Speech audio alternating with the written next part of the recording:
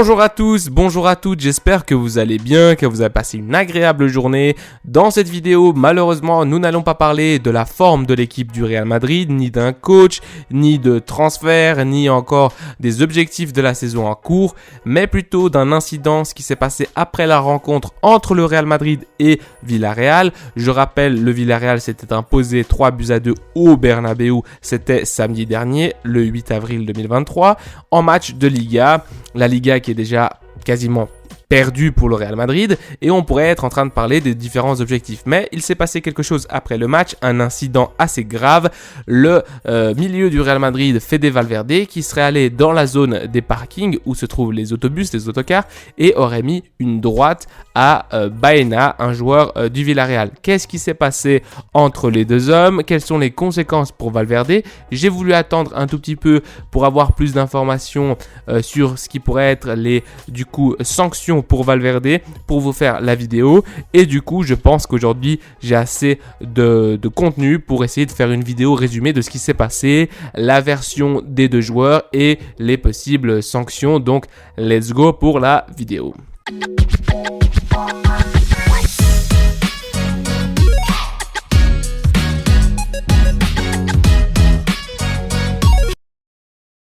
Premièrement, je vais donc essayer de résumer les faits, même si je pense avoir tout dit en introduction. Fede Valverde a frappé Baena au visage. Le joueur uruguayen l'attendait dans la zone où sont garés les bus de l'équipe adverse, l'équipe visiteuse. Il y a eu du remue-ménage, mais les choses ne sont pas allées plus loin. L'attaque aurait pris par surprise les joueurs du Villarreal qui étaient autour, qui célébraient encore les 3 points qui les maintenaient en vie dans la lutte pour la Ligue des Champions. Le club Villarreal a tout de suite dit, après l'incident, avoir une trace graphique de ce qui s'est passé, par exemple une vidéo, et le joueur envisageait déjà de se rendre dans un commissariat pour signaler les faits et l'agression qu'il avait subie. Mais du coup, d'autres médias ensuite ont dit qu'il n'y avait pas de vidéo, et maintenant on est dans le flou. Est-ce qu'il y a une vidéo? Est-ce qu'il n'y a pas de vidéo? Est-ce qu'il y a une image? Est-ce qu'il y a une preuve de ce qui s'est passé? En tout cas, au niveau graphique, on ne sait pas. Quelle est la version de Fede Valverde? Marca, le journal espagnol, a contacté l'entourage de Fede Valverde et Fede a admis sans palliatif l'agression. Comme il l'a expliqué à Marca, tout vient de la dernière rencontre entre le Villarreal et le Real Madrid en Coupe du Roi. Dans le match de Coupe du Roi, Baena aurait dit, après avoir donné un coup de pied à Fede Valverde, « Pleure maintenant que ton fils ne va pas naître ». Voilà ce qu'il lui aurait dit. Il aurait dit « Pleure maintenant que ton fils ne va pas naître ». Cela a été laissé là, du coup il ne s'est rien passé, mais le jour du match de Liga, du coup le match de samedi, Baena aurait dit quelque chose de similaire à Fede Valverde qui se serait chauffé et qui lui aurait répondu « Tu ne vas pas jouer avec ma famille ». Voilà, un truc comme ça, on ne joue pas avec la famille. Et du coup, l'incident se serait produit après le match. Fede Valverde qui serait allé retrouver du coup Baena dans la zone du parking et lui aurait mis une droite par surprise. Bon, maintenant, c'est quoi cette histoire de famille et de fils? Je vais essayer de vous expliquer en vous donnant un peu de contexte. Rappelons qu'en début d'année 2023, la femme de Fede Valverde, Mina Bonino, était sur le point de perdre son 2e enfant dans une grossesse qui a été depuis redirigée vers un bon chemin et maintenant tout va bien.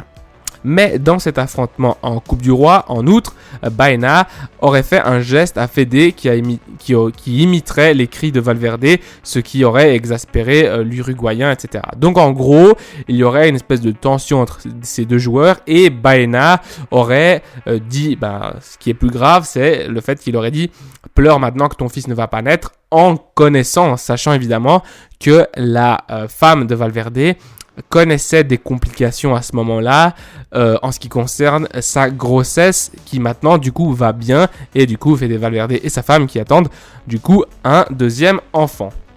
Donc l'agression d'un côté est injustifiable parce que c'est une agression, t'es un joueur de foot professionnel, t'es un joueur du Real Madrid et du coup tu dois montrer le bon exemple, mais évidemment on peut comprendre que lorsque peut-être ça fait des mois que tu vis dans l'anxiété parce que tu sais que ta femme va peut-être perdre l'enfant qu'elle a dans le ventre et que du coup toi tu vas perdre aussi ton enfant et que tu vas pas le voir naître, ça peut évidemment créer une anxiété, de la dépression et ça peut aussi expliquer le mauvais état de forme de Valverde en début d'année.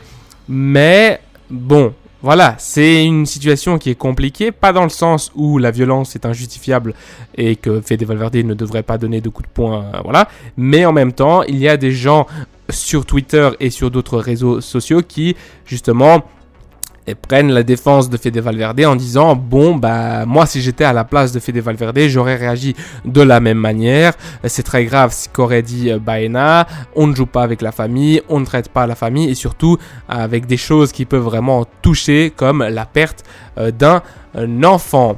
Du coup maintenant on peut se demander quelles sont les conséquences pour Fede Valverde au niveau sportif et au niveau pénal. Et je vais essayer de vous dire ça dans la deuxième partie. Au niveau des conséquences, la question qui était sur les lèvres des fans du Real Madrid et de la presse espagnole sportive et en général, c'était de savoir si Fede Valverde irait écoper d'une sanction sportive. Eh bien, au début, hier, on pensait que non. Pourquoi ? Et parce que Baena avait devant lui trois options après l'incident. Soit porter plainte à la police, comme il l'a fait, soit porter plainte au comité de compétition, et là, il y aurait eu d'autres sanctions et surtout au niveau sportif, ou alors porter plainte auprès des deux entités, la police et le comité de compétition. Mais qu'est-ce qu'a choisi Baena ? Baena a choisi de le faire devant la police uniquement.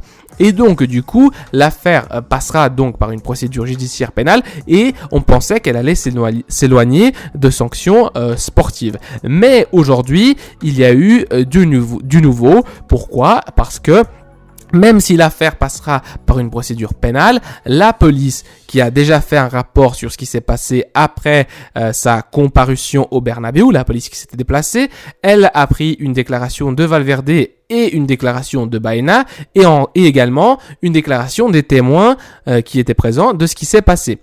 Le joueur du Real Madrid donc fait face à une éventuelle condamnation pour une infraction mineure, une agression mineure comme j'ai dit avant, mais bien que l'affaire suivra la voie judiciaire, disons ordinaire, une éventuelle sanction dans le domaine sportif ne peut pas être exclue parce que bien que l'acte d'arbitrage n'ait pas repris les faits ou les lieux où ils se sont produits, et que cela ne semble pas s'inscrire dans le cadre de l'application de la discipline sportive, donc du foot, même comme ça, eh bien, lorsque la police intervient et maintenant qu'il y a la plainte de Baena, l'affaire peut se retrouver devant une commission spéciale qui s'appelle la commission anti-violence en Espagne. Cette commission anti-violence, conformément à la loi anti-violence 19/2007, peut proposer une sanction qui va plus loin que simplement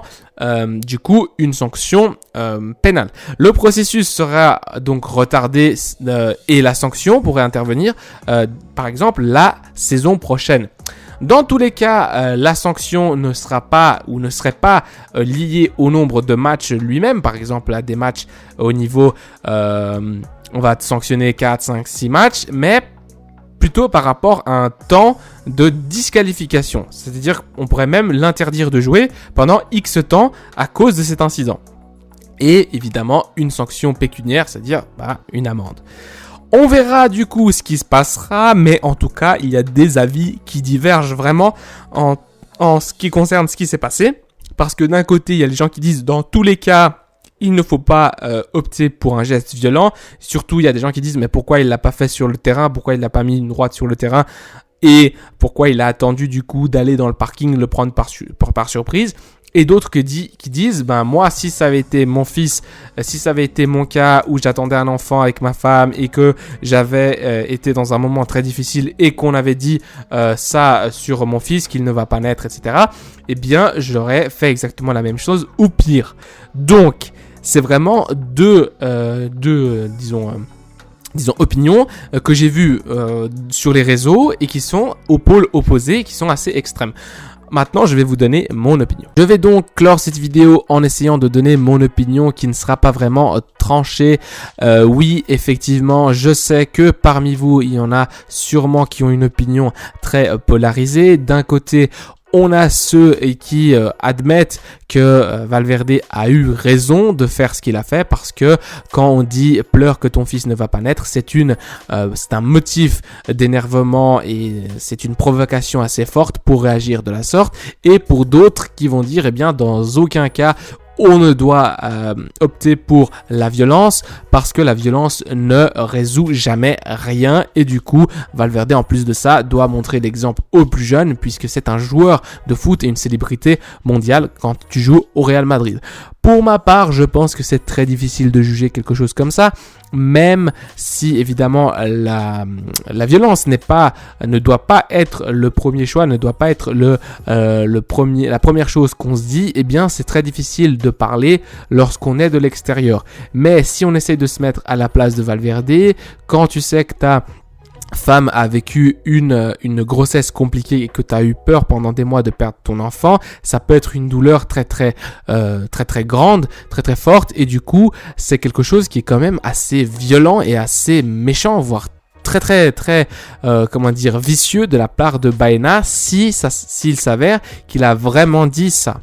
Maintenant, une question que je me pose, c'est pourquoi Valverde irait inventer toute cette histoire. C'est-à-dire que il a pété un câble et à la fin du match, il allait lui mettre une droite et pour justifier ça, il invente toute cette histoire concernant son fils et la grossesse, etc.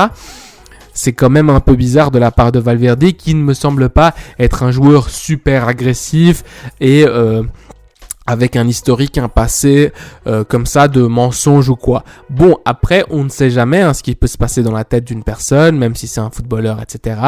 On ne peut pas savoir qui dit la vérité parce qu'on n'est pas dans la tête des gens, on n'a pas la science infuse. Mais effectivement, je vois mal Valverde inventer une histoire comme ça. Après, évidemment, Baena, de son côté, il n'allait pas le dire sur Twitter. Oui, je suis vraiment outré de l'agression, mais j'ai dit ce que j'ai dit. Évidemment, il n'allait pas faire ça, même si on suppose que c'est vrai. Maintenant, voilà, je voulais savoir également votre opinion. Pour ma part, je trouve très difficile de trancher dans le sens où la seule chose que je ne comprends pas, c'est comment il a réussi du coup à se retenir pendant le match. Parce que si c'était moi, pendant le match, on refait allusion à cette histoire parce que, je le répète pour ceux qui finissent la vidéo maintenant, que évidemment, ce qui a été dit, pleure que ton fils ne va pas naître, c'était en Coupe du Roi. Et l'agression a eu lieu après le match en Liga, le match du samedi dernier. Du coup, pendant le match, Baena aurait redit quelque chose de similaire, en tout cas aurait refait allusion à cela pendant le match. Mais du coup, moi, si on refait allusion à cela et c'était moi Valverde, je pense que j'aurais déconné, j'aurais pété un câble directement pendant le match. Est-ce qu'il a réussi à contenir sa rage, contenir ses nerfs et du coup après il a repensé après coup, il s'est dit non, j'ai besoin de me défouler. Bon, c'est quand même un peu bizarre quand même, enfin c'est mon avis parce que normalement quand t'es en colère comme ça t'exploses. Et du coup il aurait explosé directement pendant le match lorsqu'il aurait refait allusion à cette histoire. Donc c'est quand même un peu bizarre qu'il l'ait fait après et qu'il l'ait pris par surprise, etc. Bon, on verra où tout cela nous mène. S'il y a des news par rapport à ça, même encore aujourd'hui, j'essaierai de faire une vidéo le plus vite possible. Laissez-moi dans les commentaires quelle est votre opinion, si elle est tranchée ou si, comme moi, vous pensez que d'un côté, évidemment, la violence ne résout rien, mais d'un autre côté, c'est très difficile de se contenir lorsqu'on touche au domaine de la famille. Allez, prenez soin de vous, à la Madrid y nada más. Allez, ciao.